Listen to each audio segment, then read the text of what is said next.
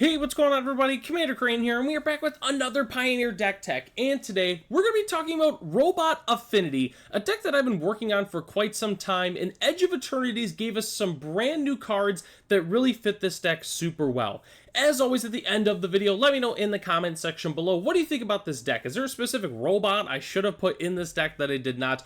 Or do you have suggestions for upcoming videos? Just let me know in the comment section. Okay, so robots. They were first introduced, I guess don't quote me on it, but at least like the real support started coming in Aether Drift. We started getting a whole bunch of different robots, and they were pretty good overall, and we've been getting some, like, really good affinity cards recently, but the true card that really made me want to build this deck was Emissary Escort. 04 for 2, this creature gets +X/+0, where X is the greatest mana value among other artifacts you control. So I figured, okay, well, we could play this with some of the really good artifact creatures, and this card could be just absolutely gigantic, so this was the true inspiration for the deck. I went through a few different revisions, though, when it came to this. Like, originally, I was playing, like, the saga that, like, you give a creature +X until end of turn, or X number of, like, artifacts and enchantments you control. I went through, like, a Collected Company version, but this was the version that I truly ended up liking the most, and I'm really excited to talk about it today.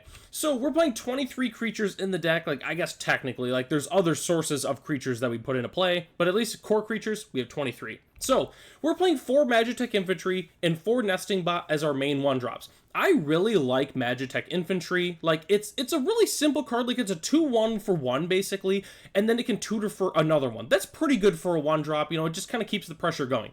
Nesting Bot is just great in general. You get 2 creatures in 1 because when it dies, you make a 1/1 servo, and then you get the start your engines part of it, so you can get the max speed up. And we're also playing Medicant Core Guidelight, which also has the start your engines, but I really like this card just because the power being equal to the number of artifacts you control is just really strong in general. We got 6 artifacts in play. It's a 6/3 for 2 mana, which is pretty good. And then if we're at max speed, this card gets very, very nasty. Whenever you cast an artifact spell, you can pay 1 and copy it, which is pretty good. So overall, I really, really do like our early creature package here. But we are also playing 4 Emissary Escort like we talked about. And again, we are playing the big affinity for artifacts creatures, 4 Memory Guardian and 4 Valkyrie Aerial Unit. So that way we can get full advantage of Emissary Escort. After all, playing all these artifacts, it makes sense to play these guys. Although Valkyrie Aerial Unit is not a robot, it still fits the deck really, really well. You're never going to be able to play it for 1 mana, but you know, it's a little bit bigger than the Memory Guardian, and when it enters, you get to Surveil too, which is pretty good. There was a lot of sweet artifact creatures that were in Final Fantasy, and I'm glad that I didn't make a deck list at the time with, like, Magitech Infantry and such, because we ended up getting a whole bunch of sweet new cards from Edge of Eternity. So I'm glad that I waited a little bit on that, but I really do like this creature package. But obviously, you know, we're playing all these affinity for artifact cards that are, you know, gigantic, you know, costing, but we get to play them pretty darn cheap. So it really makes sense that we're playing Simulacrum Synthesizer. Everyone knew we were going to play this card. The card's absolutely insane. I think it is the most underrated card in the Pioneer format. Although people are starting to play it a little bit more, you don't really see this card in paper, though, unfortunately, because it is $50 a piece for a Simulacrum Synthesizer, so it's really a deck that you only see, like, on Arena for the most part, which is kind of unfortunate. But this really, really fits the deck, just because, obviously, whenever we cast an artifact with mana value 3 or greater, so whenever we play one of the Affinity for Artifact cards, we get to make a construct, and it just keeps building up all of our artifacts, and it gets out of hand pretty darn fast.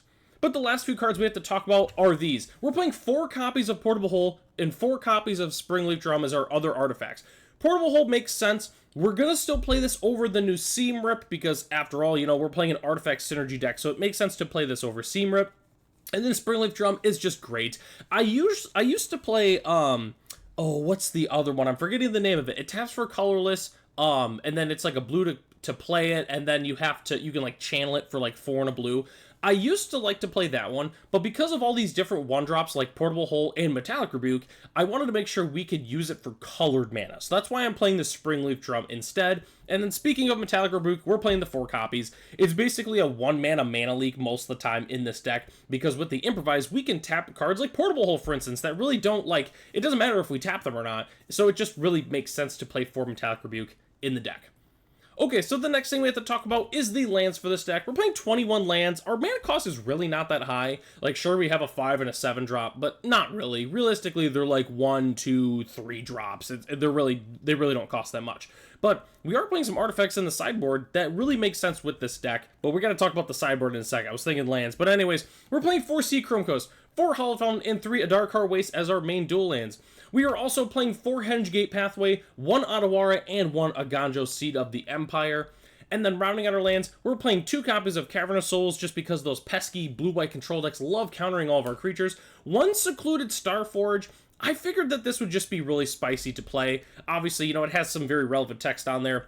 We can, give a creature +X/+0, which is pretty good. And then we can also make robots with it. So I figured it just made sense to play the Secluded Starforge. And then rounding out our basics, we're playing 1 basic Plains. And this is the one from, obviously, Edge of Eternities with Elena Danner, who is probably my favorite artist in the entire game. Obviously, also did the Cavern of Souls there. Elena Danner, just one of the best artists. Like, you could pick...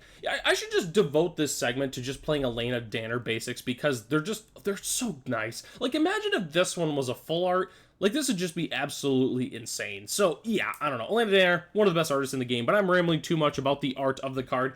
Let's go and hop into the sideboard. I know I got off track a little bit earlier just because I really do like the sideboard with this deck. I feel like it's very synergistic with the entire deck, and it really feels good to not only get some synergy, but also some really good cards. So, we are playing 2 copies of Grafdigger's Cage, 2 copies of Unlicensed Hearse, and 2 copies of Damping Sphere. Obviously, them being artifacts really helps our deck, but they're also just great cards in general. Cage is great against a number of different decks, most notably decks that like to play Collected Company or cheat creatures into play from their library. It's also good against Arclight Phoenix. Unlicensed Hearse is just your traditional hating on the graveyard card. It really just makes sense to play this. We're also playing 2 copies of Damping Sphere. Really hates on those Spells Matters decks, as well as also hitting on decks like Nykthos and, Lotus Field combo decks. Very, very good. And then we are playing 3 copies of Perilous Snare. It's a really good Oblivion Ring that happens to be an artifact, so it fits the theme of our deck. It also has the Starrier Engines. It's got an ability for max speed, so it really just fits the deck in general.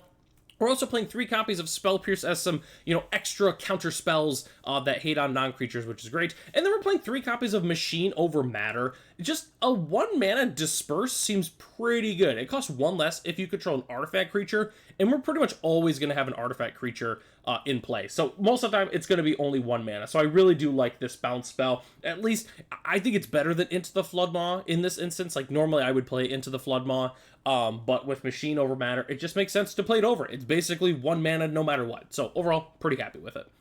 So the next thing we have to talk about is the tips and strategy section. I've got 2 things that I really wanted to mention when playing this deck, just because, it might introduce you to some things that maybe you didn't realize in the first hand, or maybe different priorities you didn't realize how strong a card was. That's why I really love including this section. And I've got 2 things I want to talk about. So the first one being, Synthesizer is our best card. Like, I've talked about this card so many times. It's the best card in the deck. We get this in play, we start playing all of our big Affinity for artifact cards, we start triggering this thing like crazy, and we're going to win the game. Because all of our constructs, they're going to get bigger and bigger and bigger as we play even more, and it's just fantastic. So definitely a huge fan of Simulacrum Synthesizer in this deck.